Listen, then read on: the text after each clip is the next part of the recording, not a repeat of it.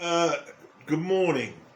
I announced on a recent video about my commitment to looking at 1970. I was a very, very young 16 years of age and heavily into music. My first year in love with this beautiful thing. And I said on that recent video that I was going to look at a number of different genres that covered the spectrum of 1970. This video is looking at singer-songwriters. Now, back in 1970, singer-songwriters never got within earshot of me. I just was not into anyone who'd sit down with an acoustic guitar or played sort of gentle folk music and committed their hearts and souls to the lyrics. That was just not my scene. And so the artists that I'm going to do on this first video on singer-songwriters, I didn't give them the light of day back in 1970. Some of them have slowly crept into the psyche, but I have to confess that habits die hard, and most of the material on this video was relatively new to me. I'd probably listened to it once, maybe twice in 50 years. So, hardly a person who knows his onions, so to speak, with regard to singer-songwriters. So, I'm not going to compete with those on the VC like Calico Silver, like Shannon Makes Music, who are really in on know that know a lot about them. But I'm not here to compete. This is more to do basically putting your toe in the water. So I'm going to try and restrict this video to 10 to 15 minutes. I don't know how successful that will be. And I'm probably going to cover, depending on the time, 3 albums, possibly 4 in this video. So I'm going to start off with Bob Dylan.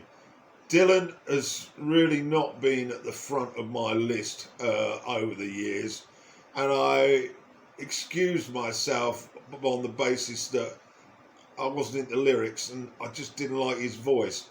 I came around a bit in the 70s with Blood on the Tracks and Desire and Street Legal, but although I have all the albums, I rarely listen to them. But here we are, 1970, so I'm gonna plunge in at the deep end. The first of 2 that he released in 1970, Self-Portrait, a double album. Lots of cover versions, I keep reading.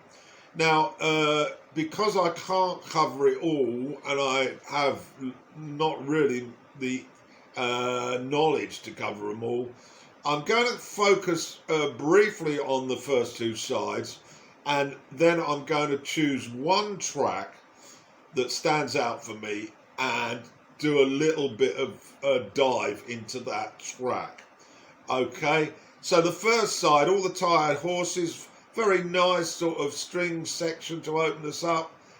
Female gospel singers. It's almost like Western soundtrack stuff. Track 2, Alberta, a traditional song, and Gruff Bob appears. He's not. I couldn't hear him on the first song, and he sounds great. And there's some lovely harmonica mixed with, again, some harmonies. A dobro guitar, I think. Now, these 2 songs were recorded in New York, and the tracks on the albums were in 2 venues, really, New York and Nashville. On this first side, searching down frantically, they were all recorded in New York, bar 1, and the one that was recorded in Nashville was track 3, I Forget More Than You'll Ever Know. This is written by Cecil Null, and it's a very country's 50s style song with steel guitar. It's got a religious feel to it, I think, but it's very sweet vocals. from Bob. Next up is the track I'm going to highlight at the end, Days of 49. So I'll come back to that one and go on to 5. Early Morning Rain, nice harmonica on this, and it's got a cha-cha-cha swing feel, I felt, with Spanish guitar, very pleasant. And then the last track on the first side is In Search of Little Sadie, another traditional song, but adapted by Dylan. It's got a whimsical folk-like feel to it, and it's got a sense of humour. Exaggerated vocals by Bob, and it's a amusing tale of an outlaw who kills a young girl. Seeing, and I haven't finished the first album, but let's go on anyway. On side 2, Let It Be Me. I love this song. It's got a lovely piano acoustic intro, sparse harmonies, and a nice acoustic solo that's very nourishing. And Bob's vocals are very, very good. This one recorded in Nashville, and there are 2 on this that were recorded there, the rest in New York. Little Sadie's up next, a folk boogie really, just acoustic guitar, gruff vocals from Bob, and then Woogie Boogie, which is the third track, an up-tempo country boogie with some swiftly guitar and punchy piano, and then the sax offloads to increase the swagger. It's an instrumental. Bel Air, a traditional song, is next up with some accompanying strings, and it's a love song, very much sang from the heart by Bob. Living the Blues is a well-known song to me. It's a bit 50s with some feminine harmonies, and the guitar is picking somewhat. There's a bit of pedal steel thrown in to add a countrified flavour. And then the last track is a live cut. He threw in a couple of these on self-portrait, Like a Rolling Stone. It's a 5-minute version, not the extended version. And what more can you say about this? Possibly his biggest hit ever. Doing justice for singer-songwriters, I really did feel that I ought to focus on lyrics. And so I chose Days of 49. It's about the gold rush, of course. Started in California in 1848 and lasting for 7 years. And it's Bob's tale on the characters there. And I'm going to read it. I'm old Tom Moore from the bummer's shore in that good golden days. They call me a bummer and a ginsop too, but what cares I for praise? I wander round from town to town just like a roving sign, and all the people say, there goes Tom Moore in the days of 49. In the days of old, in the days of gold, how oftentimes I repine for the days of old, when we dig up the gold in the days of 49. Verse 2, my comrades, they all love me, well, a jolly saucy crew. A few hard cases I will recall, though they all were brave and true. Whatever the pitch, they would never flinch, they never would fret or whine. Like good old bricks, they stood the kicks in the days of 49. Then the chorus is repeated and we get on to verse 3. There was New York Jake, the butcher boy. He was always getting tight, and every time that he'd get full, he was spoiling for a fight. But Jay rampaged against a knife in the hands of old Bob Steen, and over Jake they held a wake in the days of 49. Verse 4, there was Poker Bill, one of the boys who was always in a game. Whether he lost or whether he won, to him it was always the same. He would ante up and draw his cards, and he would go a hateful blind. In the game with death, Bill lost his breath in the days of 49.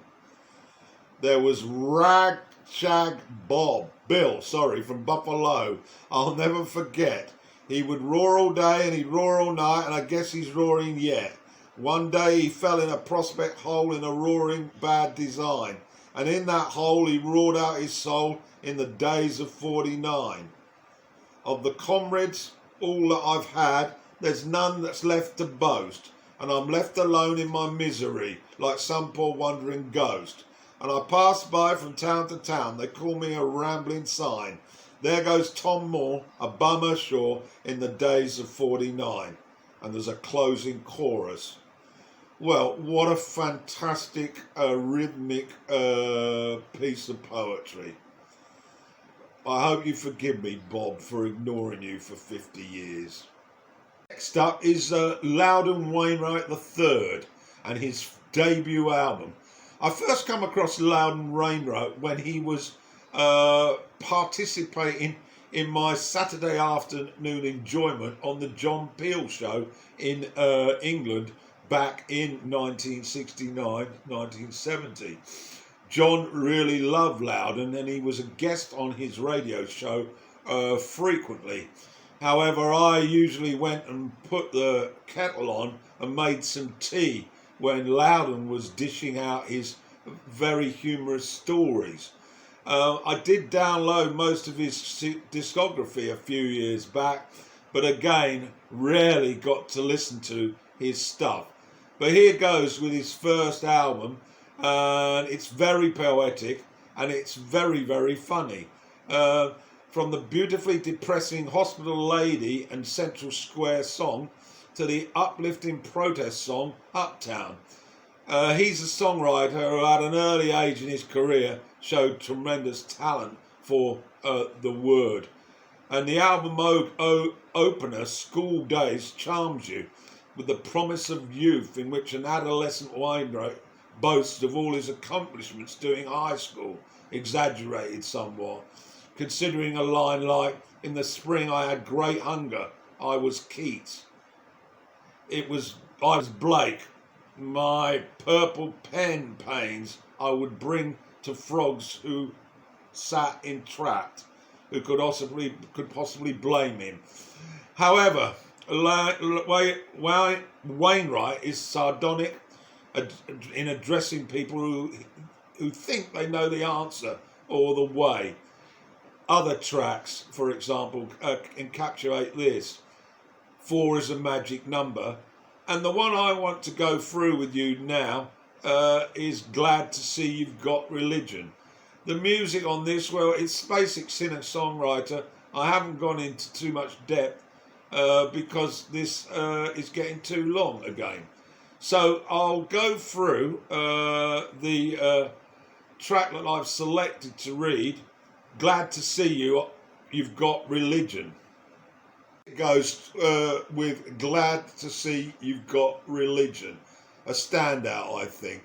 I'm glad to see you've got religion. I'm glad to see you've gone to God. I'm glad to see you've straightened all your lines and you've evened out your odds. I'm glad to hear you say you're happy. I'm glad to hear you say it's good. I'm glad to hear you say you're finally undoing all the things they knew we should. Me, I'm still in trouble, sorry, sick and sad. Me, I'm still in trouble, but that's all right, because I'm glad to see you're gotten careful about the things you eat and drink. I'm glad to see you've gotten choosy about the things you do and think. I'm glad to see you're getting so adept at all those mystic magic tricks. I'm glad to see you're standing on your head and you're chopping with your sticks. I'm glad to know your psychic power is being put to proper use. I'm glad to know you don't discharge a drop of your creative juice. Me, I'm still in trouble, sorry, sick and sad. Me, I'm still in trouble, sorry, sick and sad. Me, I'm still in trouble, but that's all right, because I'm glad to know you don't get raunchy. I'm glad to know things are at hand. I'm glad to know you have decided this will be your last life stand. Yeah, I'll put that lyric and the Dylan one on a slide so you can look at it at the same time as listening to me. I think you'll agree, though, that this one is very, very amusing. This video is getting really long. I'm now going to streamline it, so we're going to only do 3 albums on this video. The third one I want to do is Mona Bona Jackan by Cat Stevens. And he later, after this album, changed his name to Yusuf Islam. Mona was released after he'd spent a year off the circuit and was very ill with tuberculosis. He did recover, of course, and this catapulted him into a different musical area from his pop star days. It was a dissertation created after his run-in with the deadly illness, and it alternated the personal and affective tones to his music. He turned away, as I say, from his previous pop star roots and began singing songs for himself rather than for commercial success. Now I'm going to go through the tracks as swiftly as I can. The opening track, Lady de Barnville, I will return to because I'm giving a reading to that. Just to say, it's a single enchanting tale of losing a lover, beautifully sang. It elevated the tragedy of a lost love, in this case Stephen's girlfriend, former girlfriend, Patty de Barnville, to that of the deceased one. And the critics hinted that it sounded like a soundtrack song. I can understand where they were coming from. The acoustic bongos are also on this, and there's also, so I noted in some magazine, that Peter Gabriel, was back in the mix on background vocals. I don't know much about that. But anyway, as I say, at the end, I will go through that lyric. Track 2 is a look back at a relationship, maybe you're right, that failed. Nice acoustic piano mixed with some strings. Pop Star is a bit of a tongue-in-cheek look at the trials and tribulations of stardom, and about the satirising of the triviality of celebrity. I Think I See the Light, just a nice piano up-tempo number, a touch on religion, of course, joining the party. Trouble is next up, solo acoustic, melts into the harmonic chorus briefly, and there's some twinkling piano which I noted, and of course it relates back to that TB Dance with Death. The title track is next up, and this is apparently a slang term that Cat Stevens used to describe his penis, which was a busy boy at that time. It's a blues style acoustic number. 7, I Wish, slightly funky piano with acoustic guitar. Nice solo on this though, and it's about hopes for the future. Kathmandu turns up with classical guitar chords, and it's a song which epitomises so many hippies' dreams of going to Kathmandu in the late 60s, early 70s. It was a common desire to find oneself in the nirvana of Nepal. And there's some nice flute from Peter Gabriel on this. It's a very pleasant listen. And the last few tracks, Time and Fill My Eyes and Lily White, are all very present, albeit forgettable. So to conclude this first video, Lady de Barnville, and I'm going to read this one. This was a pretty big hit in the UK at the time. I do remember it clearly. And so here goes with the lyric. My Lady de Barnville, why do you sleep so still? I'll wait you tomorrow and you will be my fill. Yes, you will be my fill, my Lady de Barnville. Why does it grieve me so? But your heart seems so silent. Why did you breathe so low? Why do you breathe so low? My Lady de Barnville, why do you sleep so still? I'll wait you tomorrow and you will be my fill. Yes, you will be my fill. Lady de Barnville, you look so cold tonight. Your lips feel like winter. Your skin has turned to white. My Lady de Barnville, why do you sleep so still? I'll wait you tomorrow and you will be my fill. Yes, you will be my fill. And then it ends with a la la la la la, and final verse, my Lady de Barnville, why do you grieve me so, but your heart seems so silent? Why do you breathe so low? I loved you, my lady, though in your grave you lie. Okay, I think that's pretty self-explanatory anyway. So, that is the first video on singer-songwriters. I will do some others. I've got Joni Mitchell James Taylor in the can, so to speak, and Leonard Cohen, I think, and a few more that I'll feast on you in the coming weeks.